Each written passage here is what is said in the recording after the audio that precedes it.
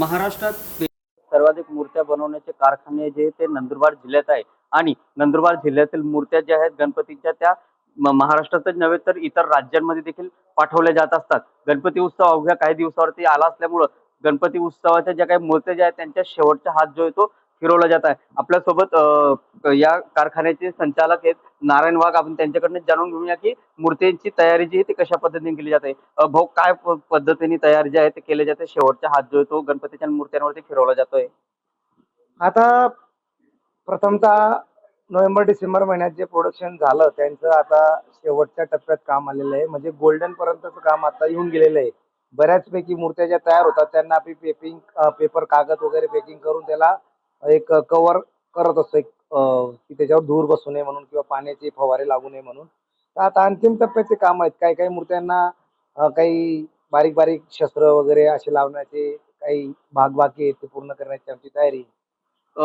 प्रामुख्याने कुठले कुठले कलर जे आहे ते वापरले जातात, कारण की गणपती बाप्पा हा सर्वात सुंदर देवांपैकी एक आहे, त्याच्यामुळे बारकाईने कामं जे आहे त्याचे केले जातात। तर नेमकं कुठले कलर त्यासाठी वापरले जातात सर? बऱ्याच मंडळांची रिक्वायरमेंटच्या हिशोबाने आम्हाला रंगाचे काम देखील करावे लागते। काही जणांना वार्निश कोटिंग कलर असावे लागतात, जे आता मुंबईला जे ऑइल पेंट कलर चालतात।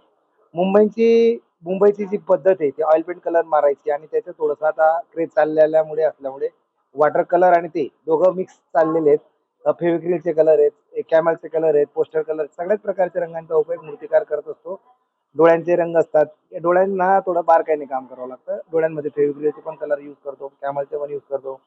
बऱ्याच ठिकाणी पाण्याचा एखाद्या वेळेस प्रभाव झाल्यानंतर त्याच्यावर इफेक्ट होऊ नये म्हणून वरून काहीतरी कोटिंग पण मारण्याचे आम्ही जे लिक्विड असतं, लिक्विड फॉर्म आम्ही मारतो, की जेणेकरून ते जसं तसं राहायला पाहिजे। भाऊ, पेन नंतर सर्वाधिक मूर्त्या बनवण्याचे कारखाना जे आहे तो नंदुरबार मध्ये आहेत। नंदुरबारच्या मूर्त्या ज्या आहेत त्या महाराष्ट्रातच नव्हे तर इतर राज्यांमध्ये देखील जात असतात। प्रामुख्याने कुठल्या कुठल्या राज्यांमध्ये जात असतात आणि कुठल्या मूर्त्यांची मागणी जी ती अधिक दिसून येत आहे यावर्षी? सगळ्यात प्रथमतः आपलं चॅनल आणि इंस्टाग्राम वगैरे असे जे माध्यम आहेत, या माध्यमांना लोक फॉलो केल्यामुळे फार लांब लांबचे फोन आहेत। आता मला एक वाराणसीचा फोन आलेला होता, शंकराची मूर्ती लागणार होती त्यांना। मूर्ती आपली इंस्टाग्रामवर व्हायरल झाल्यामुळे ती त्यांना आवडली होती, परंतु ट्रॅव्हलिंगच्या हिशोबाने त्यांना मी म्हटलं की एवढ्या लांब जाण्यासाठी मूर्ती अजून त्या प्रकारची बनवलेली नाही, कारण की त्याच्यात अगोदर जर ऑर्डर मिळते तर त्या प्रकारे त्याच्यात लोखंड, लाकूड वगैरे जो पण वापर असतो आम्ही करत असतो। पण आता ह्या जवळपास 100-200 किलोमीटरच्या अंतरावर ज्या मूर्त्या आहेत त्या तयार केल्यात आपण। त्याचप्रमाणे गुजरात, राजस्थान, मध्य प्रदेश हे आपले 200 किलोमीटरच्या अंतराचे जे मंडळ आहेत त्यांनी बऱ्यापैकी मूर्ती आपल्याकडे बुक केलेल्या आहेत, आणि आपण त्यांच्या हिशोबाने त्या बनवतो। नेमकं मूर्त्यांची सुरुवात कुठल्या इंचपासून तर कुठल्या फुटापर्यंत प्रामुख्याने आपण बनवत असतात?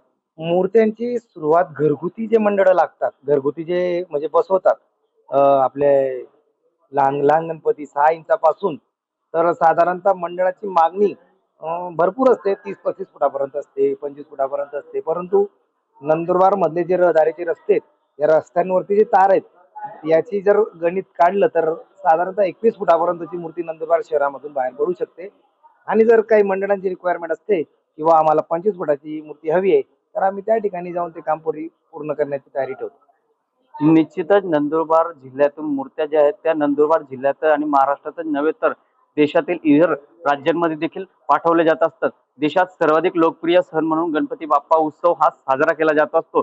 त्यामुळं गणपती बाप्पांचा उत्सव जो आहे ते अवघ्या काही दिवसावरती आला असल्यामुळं शेवटच्या रंगाच्या काम जे आहे ते कारागिरांकडनं केलं जात आहे। जितेंद्र बैसरा, टीव्ही9 मराठी, नंदुरबार।